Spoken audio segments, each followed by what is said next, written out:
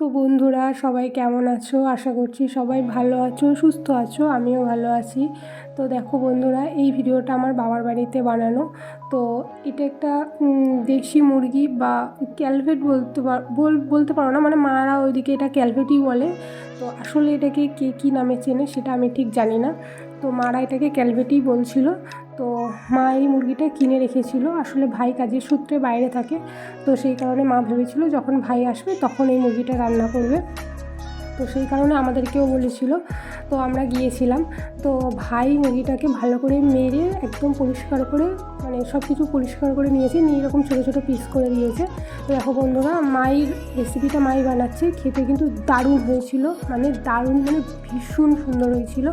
তো দেখো বন্ধুরা, আমার মা প্রথমে মাংসগুলোকে পেঁয়াজ, টমেটো, সর্ষের তেল, লবণ, আরও সমস্ত গুঁড়ো মশলা, হলুদ গুঁড়ো, লঙ্কার গুঁড়ো, জিরের গুঁড়ো, ধনের গুঁড়ো সব কিছু দিয়ে মাংসটাকে আধা ঘন্টা মতো মাখিয়ে রেখে দিয়েছিল। এগুলো শুধু মায়েদের পক্ষেই সম্ভব। আমার পক্ষে তো, আমি আমার কথা বলছি, আমার পক্ষে কখনোই সম্ভব না যেরকম লঙ্কার গুঁড়ো দিয়ে হাত দিয়ে মাংস মাখানো, আমি তো কখনোই পারবো না। তো যাই হোক বন্ধুরা, মা ওরকম করে মাখিয়ে আধা ঘন্টা মতো রেখে দেওয়ার পর কড়াইতে সর্ষের তেল গরম করে নিয়েছে। নিয়ে এবার ওর মধ্যে কুচানো পেঁয়াজ হালকা ভেজে নেওয়ার পর অল্প একটু রসুন বাটা ওই তেলের উপরে দিয়ে দিয়েছিল। দিয়ে ভালো করে ভাজা গন্ধ হয়ে আসলে ম্যারিনেট করে রাখা মাংসটা কড়াইতে দিয়ে ঢাকা দিয়ে প্রায় 40 মিনিট মতো কষিয়েছিল। মা ভেবেছিল যে কষানো মানে 40 মিনিট ধরে কষালে পরে কড়াইতেই হয়ে যাবে, কিন্তু তারপরেও দেখলো যে না, একটু বাকি ছিল, মানে শক্ত ছিল। সেই কারণে মা আবার ওটা প্রেশার কুকারে দিয়ে মোটামুটি 3-4টে মতো সিটি মেরে নিয়েছিল। তো দেখো বন্ধুরা, মা এখানে ঢাকা দিয়ে কষাচ্ছিল মাংসটা।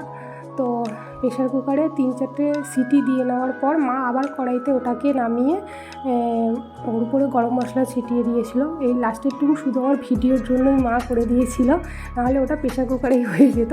তো যাই হোক, তো খেতে কিন্তু দারুণ হয়েছিল বন্ধুরা, তোমরা বাড়িতে ট্রাই করে দেখতে পারো। মানে দেশি মুরগিও, মানে আমরা যে মুরগিগুলোকে সচরাচর কিনি পোলট্রি, এটাও যদি তোমরা স্কিন সমেত কিনে রান্না করো না, তাহলেও কিন্তু দারুণ লাগে। সবসময় স্কিন সমেত আমাদের এখানে তো পাওয়াই যায় না। তো যাই হোক, দেখো বন্ধুরা, এটা তরকারির ফাইনাল লুক কেমন হয়েছে। ভীষণ সুন্দর হয়েছিল, আমার তো ভীষণ ভালো লেগেছিলো। তো তোমরা অবশ্যই বাড়িতে ট্রাই করে আমাকে জানিও কেমন হয়েছে। আর সবাই ভালো থেকো, সুস্থ থেকো। Thank you.